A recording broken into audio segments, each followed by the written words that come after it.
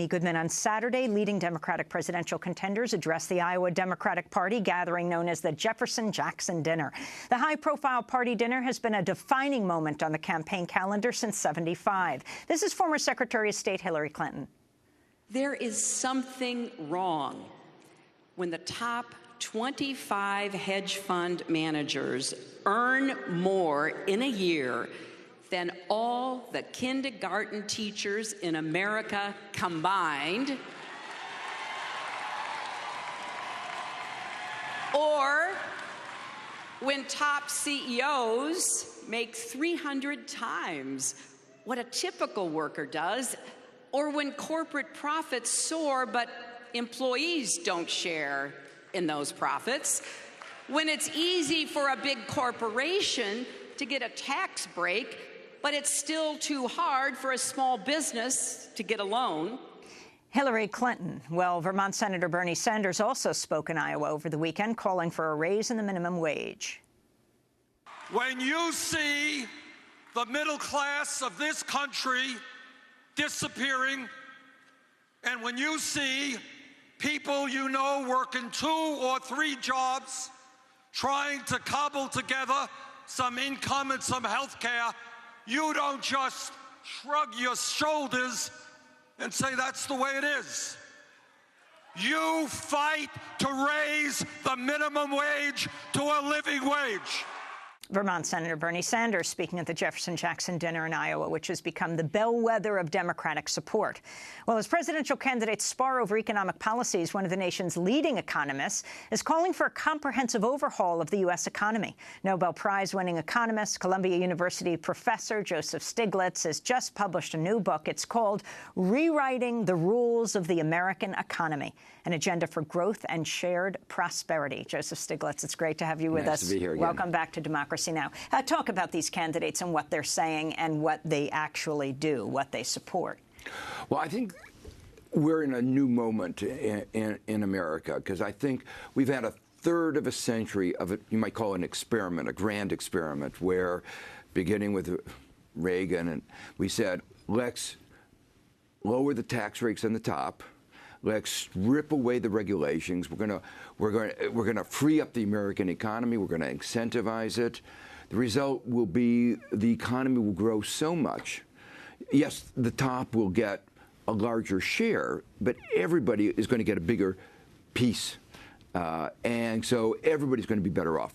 Well, we've had a third of a century of this experiment, and it has failed.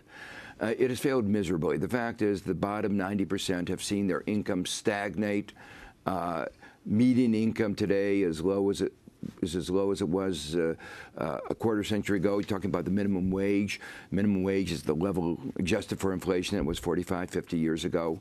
You know, if an economy can't deliver for most of its citizens, it's a failed economy. And what's so striking is we've had technological change, we've had globalization, all the things that were supposed to make the economy perform better. And in fact, it's performed worse. So what the two candidates are saying is really echoing, I think, the basic message of this book, which is something is wrong with the rules of the economy. It's not the American workers. They're working hard. Productivity has continued to grow. What's striking is how that pie is being shared, not fairly. And in fact, the distortions in the economy that Hillary was talking about have actually impeded, made the economy perform more poorly than otherwise would. You take those CEOs getting 300 times the amount of the typical worker. When you're taking the corporate income, giving so much to the top, obviously you're going to have less either to give to the people at the bottom, or you're going to have less to invest in the corporation. And actually, both of those are happening. So weaker investment, more inequality, weaker wages, and then you get a vicious cycle going, so the economy isn't performing as well as it as it should be. Now, the candidates don't actually agree. In fact, I think Hillary Clinton's getting rather nervous at the massive crowds that Bernie Sanders is drawing across the political spectrum. And so she has moved in on criticizing him. Speaking at that very same dinner, the Jefferson-Jackson dinner Saturday, Hillary Clinton appeared to question Bernie Sanders' electability. I know, and you know, it's not enough just to rail against the Republicans or the billionaires. We actually have to win this election in order to rebuild the middle class and make a positive difference in people's lives. What is Bernie Sanders' message? Why do you think it has resonated so strongly? And actually, it seems like forced Hillary Clinton to adopt some of the same language that he has been using. Yeah, I think the point is the American people have figured out that this model hasn't worked. You know, the model that began a third of a century ago. So they're angry, and they want a third of a century ago. This is very important. What, like 35 years ago? Exactly. It's addressed as some kind of natural phenomenon that we cannot get in the way of. We have to allow capitalism to work. You're saying this is a very new invention that has written rules, and these rules should be changed? Exactly. So, you know, take one example. Productivity of American workers has continued to grow pretty steadily. Historically, wages moved with productivity. You know, you do those two charts, they just move right together. Suddenly, around 1980, productivity continues to grow, but wages stagnate. This is a really unusual phenomenon, and that was one of the things that motivated writing the book. We said, what's going on? And we said, what's happened is, particularly in America, that we began to change the rules of labor rules about the financial sector, rules about corporate governance, tax rules. You know, it wasn't inevitable that you tax speculation at a lower rate than you tax people who are working for a living. That's not inherent in a market economy. Actually, what we say is this is a distortion of capitalism. This is a distortion of a market economy. And so... what do you think most contributed to the inequality in terms of the rules? I think probably if I had to say one thing, and I think it's the whole package, but one thing, it's the financial sector. You know, the financial sector was about 2.5% of GDP. It went to as large as 8% of GDP. As it grew, you know, if it had led to the economy growing so much faster, you'd say, well, they're getting their just desserts for helping all of us do better. But what they really were doing, you can't see in the data at all, any effect on economic growth. But what we do know is it led to this kind of greater volatility, the Great Recession of 2008, from which we still have not recovered. And what they were doing is figuring out how to seize a larger share of the national income pie in a whole variety of ways. Where does the American labor movement fit into this? Well, that's another important piece because, you know, you go back to the 1930s, we passed the Wagner Act, and the Wagner Act made it easier for workers to bargain. What has happened in the last 35 years, we've made it more and more difficult for workers to bargain. Globalization has made that even more difficult because you're sitting there with 2 billion people around the world that have been brought into the labor market, and weakening the protection, strengthening the competition, inevitably has weakened the bargaining position of workers. And so you get results today, for instance, where America is almost unique among the advanced countries in not having family leave, sick leave. You know, we're at the bottom. And, you know, to put another example, America has more inequality than any other of the advanced countries. Why is that? It's because of the way we've written the rules. It's a kind of choice that we've made, and one key part of that is the fact that unions have been made weaker. GlassSteagall. GlassSteagall is another important... Explain what it is. So GlassSteagall was, again, after the Great Depression, we divided the banks into two groups. The commercial banks that take your deposits, ordinary people, supposed to give money to small businesses to help grow the economy. And then you had the investment banks taking money from rich people, investing it in more speculative activities.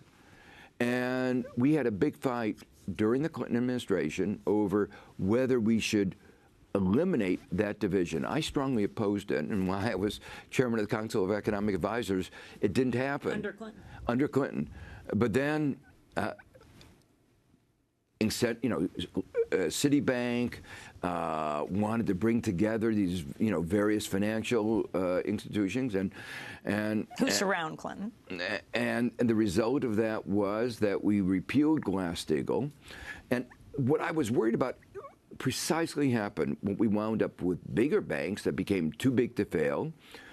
The culture of risk-taking that's associated with the investment bank spread to the whole banking system, and so all the banks became speculators, and actually lending to small businesses lower than it was before the crisis.